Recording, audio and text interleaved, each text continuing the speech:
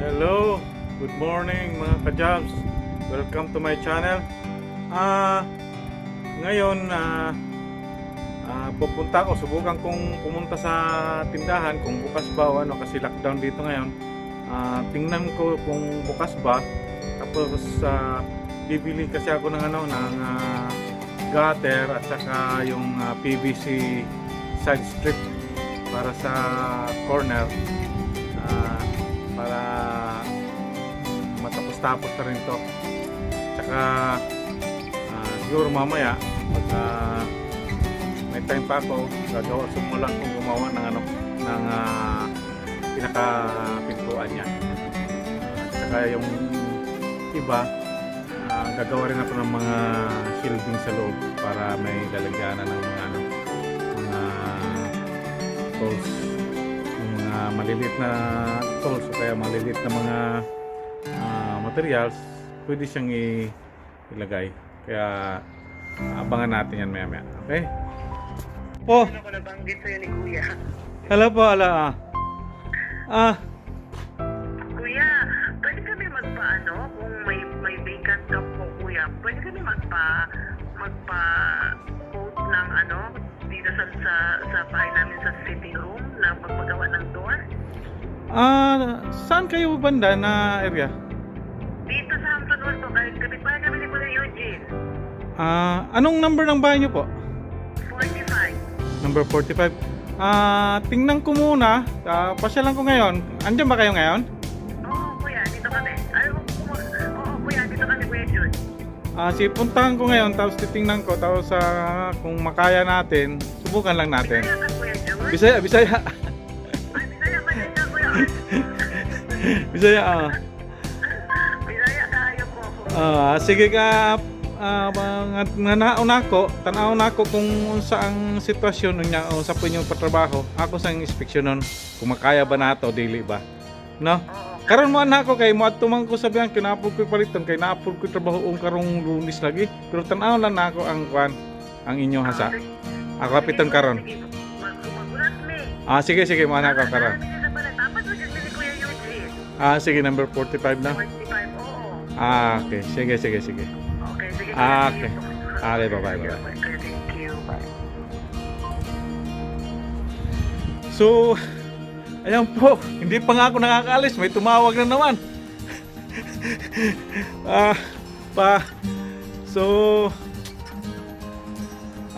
Siguro daanan ko muna yon, tingnan ko yung yung papagawa niya. Kung makaya ba natin o hindi, subukan natin. Okay, pakikita ko sa inyo mamaya. Galing na tayo doon sa client na tumawag kanina. Marami silang ipapagawa doon sa bahay nila. Kala ko pintuan lang. So malaki-laking trabaho rin kasi pintuan ng storage. Ang likod kasi noon na simento, kaya babakbakin yung wall na simento, tapos lalagyan ng framing na kahoy. Basta malaki-laki rin yung trabaho, at saka yung mga basin ng toilet nila, kasi double top, ngayon gagawing single top faucet ang mga basin nila. So yun lang, siguro i-schedule na lang natin yung mga ibang araw kung saan po naisingit na araw na bakante, kasi may mga naka-schedule lang kasi akong mga client kaya hahanap lang ako kung saan ko sila i-schedule na araw. Yun lang. Ngayon nakabili na rin pala ako ng mga ibang materials na gagamitin doon sa shed ko. Ito, papunta tayo ngayon sa may airport banda tayo dadaan, kaya papakita ko sa inyo. Yan yung ito, papunta to sa airport. Kung diretso niya papunta sa airport, kaso matraffic dyan banda, kaya iiwas lang tayo. Dito tayo dadaan ngayon sa may back door, sa gilid ng gilid ng airport.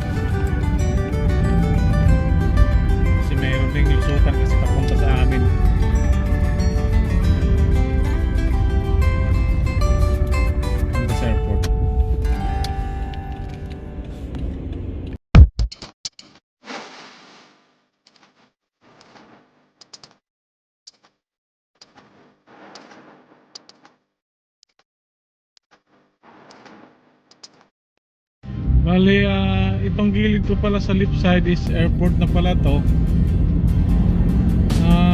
Hindi ko lang naipakita sa inyo ng gusto kasi nagda-drive kasi ako. Pero maghanap tayo ng area na papakita ko sa inyo. Kasi yung airport ngayon ay ginagawa. Dati kasi ang airport medyo masikip kaya nireconstruct, pinalaparan yung runway at saka nagdagdag ng isang runway. Kasi hindi nakakalapag dito yung malalaking yung mga jumbo jet, yung malalaking aeroplano kagaya ng Airbus 380, hindi yan nakakalapag dito. Kaya inanuhan nila ng bagong runway na para pwede lumapag yung mga lalaking aeroplano. Yan, yung itong side na to, yan ang bagong runway dito. Tapos hindi pa kasi tapos, ginagawa pa.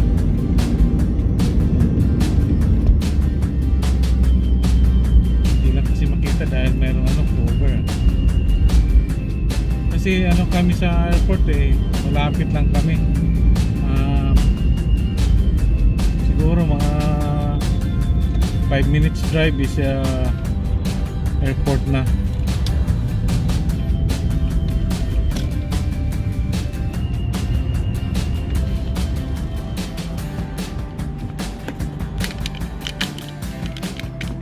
Yan yung yung airport. Yan siya.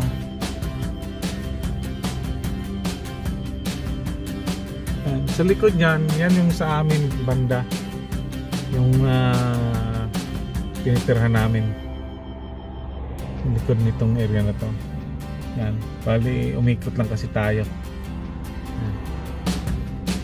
Malapad na tong airport ngayon kasi dinesign nila talaga sa malalaking aeroplano. Yan na ngayon. Okay, tuloy tayo pag lakbay pa uwi.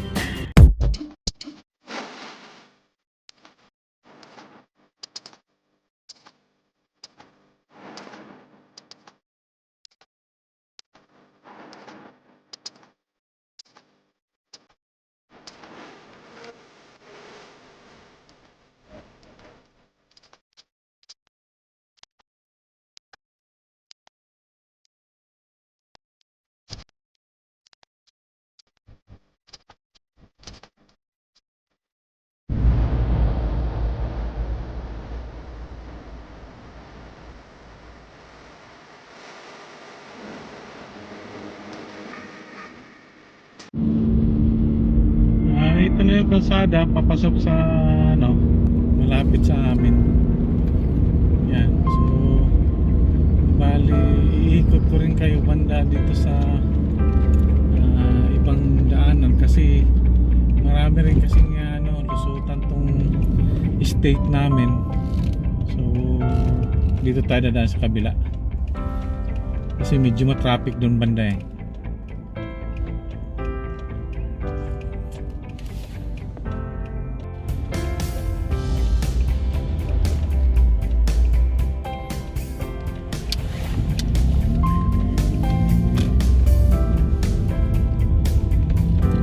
tayo sa kabilang side dadaan kasi ma-traffic doon ngayon. Kaya iiwas lang tayo ng konti.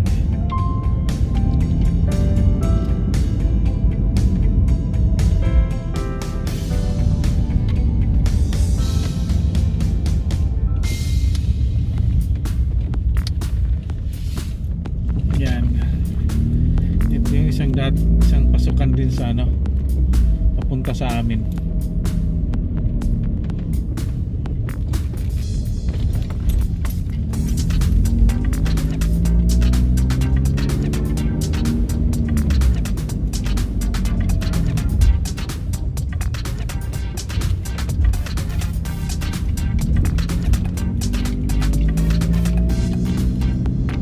Yung client pala na tumawag kanina dito lang sa right side ko banda. Ito yung kanto na to. Yan, dyan lang siya at yung ano nila, yung bahay nila. Dyan lang sila. Kaya medyo malapit-lapit lang sa amin. Kaya okay lang akong magtrabaho dito sa area na to. Kasi marami ring mga Pilipino dito eh. Halos sa 100 families ang mga Pilipino dito, kaya parang nasa Pilipinas ka rin pag lumabas lahat ng Pilipino rito.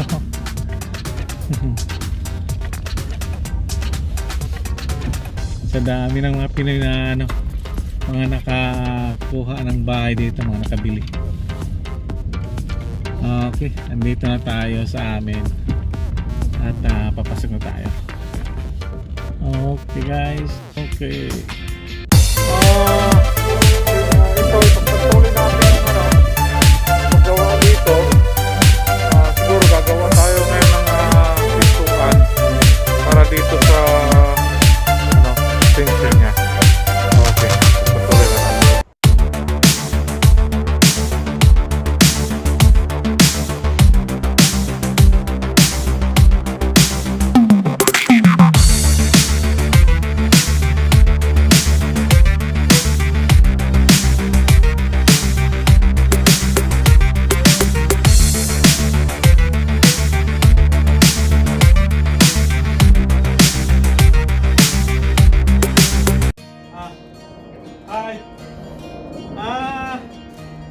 Ito po, tapos na po yung final phase ng ating ginawang shed extension. Yan, kabit ko na rin yung pintuan. Yan, saka yung gutter, kabit ko na rin. At saka itong yung PVC panel na mga sobra-sobra. Kasi may mga sobra-sobra kong mga PVC panel. Sayang din. Kaya kinabit ko na rin siya para dagdag protection sa fascia board. Kasi kahoy lang siya, so at least meron siyang protection of plastic. Okay lang yan. At saka dito siguro mga bukas o makalawang araw kung wala akong magawa, lalagyan ko siya ng mga shelving dito. Yan, para meron din akong may lagay ng mga kung ano-anong mga abubot. Yan dyan. At least yung ibang mga gamit lalagay na ngayon. Yan. So dito okay na rin. Yan. Mga sidings natin, may mga ano na rin, may mga cover na rin.